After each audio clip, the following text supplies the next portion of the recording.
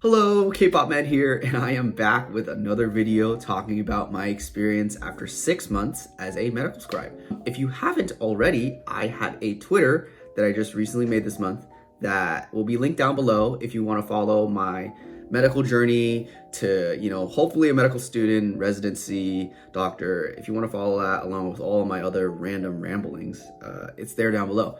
But otherwise, I'm gonna get into this video. So I've been working as a medical scribe for 6 months at an outpatient clinic, working a 9 to 5. And these are just some of the things that I picked up while working as a medical scribe. Firstly, it's the hours. Now, as a medical scribe, you don't have as crazy hours as the physician because, once you're done with writing whatever you need to write, you just go. But you really get to see how hard the physician works.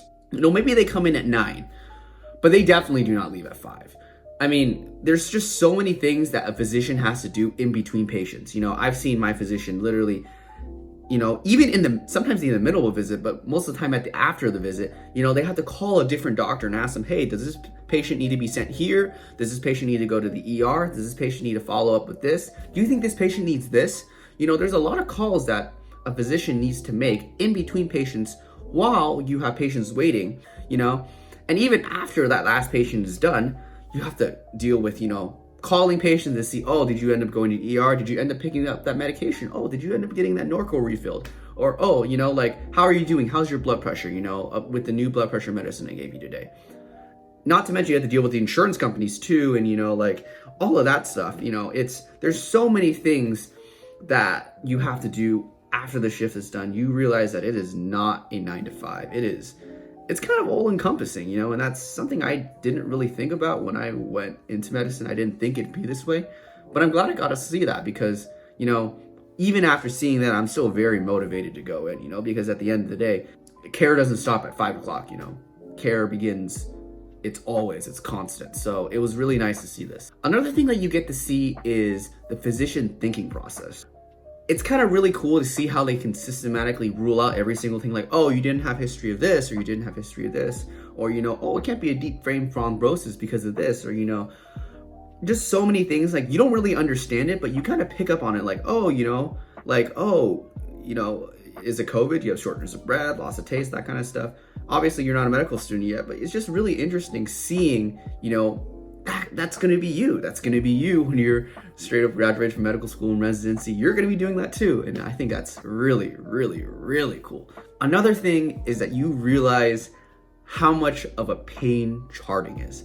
And of course, as a medical scribe, it's your job to chart. It's your job to type a bunch of stuff. You have to type the history of present illness, which is just a summary of, what the patient says, all their patient concerns.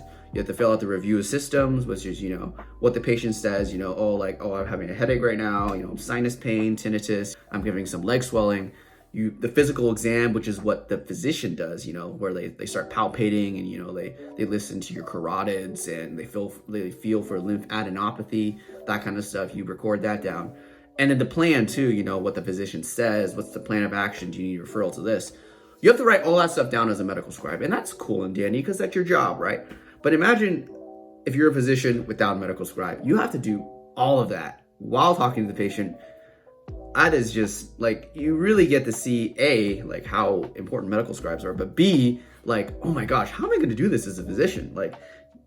It's, this electronic medical health record system has been beneficial, right? It lets us really easily see continuity of care. What did this physician do? Did the patient do this? Very good documentation. But with very good documentation, you have to actually document. And the documenting part can take a long time. And that's what contributes actually to, physicians not leaving at 5 because they have to chart so much. They have to chart this and chart that, which, they have to do it.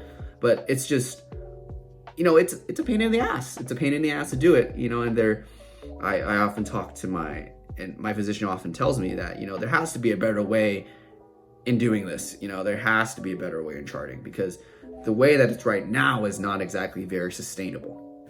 And finally, the really cool thing that I've got to see as a scribe are very difficult life situations. People come in and, typically it's in your best interest to be honest with the doctor. And I've seen, my fair share of, end of life discussions and, or family members that come in for end of life discussions and, or, people who come in who are just very, very depressed and, they're seeking help and they're in a very, very bad place. And, it's, sometimes it gets me kind of emotional, but you get to see that. You get to see those very difficult discussions and how to handle them as a physician. And I think it really builds your empathy, and it really lets you see people for who they really are as humans, And it's very hard to see these things, right? Perhaps you talk to your family, friends, or whatever, and you see these, but to see these every day and seeing how to handle them, you can get these lessons on how to handle them from the physician.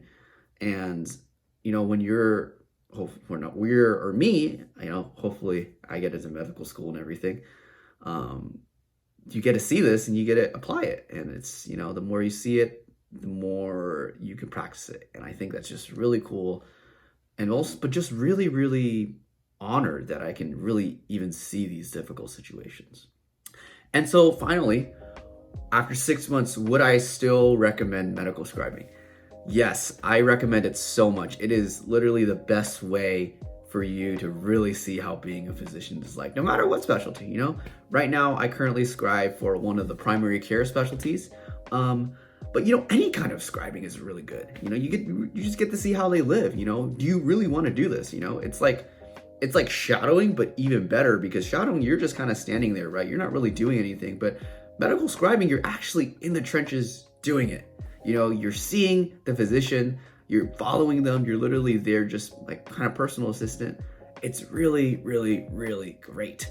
And, think about it. Once you're a medical scribe, you can do medical scribing literally in any specialty. You can see literally any specialty, right? You can go from scribing from this, and then you could go scribing to another specialty. You can see so many different specialties as a medical scribe. Of course, that's the same for like a medical assistant or CNA, but there's so much versatility to medical scribing is what I think. So I definitely really recommend medical scribing. I think it's great. And yeah, thank you for watching this video. I've made a day in the life of a medical scribe video. If you want to see it, I'll put it up above. And otherwise, hope everyone has a happier 2022. Hopefully we get out of this pandemic, and I will try to upload more often. Thank you.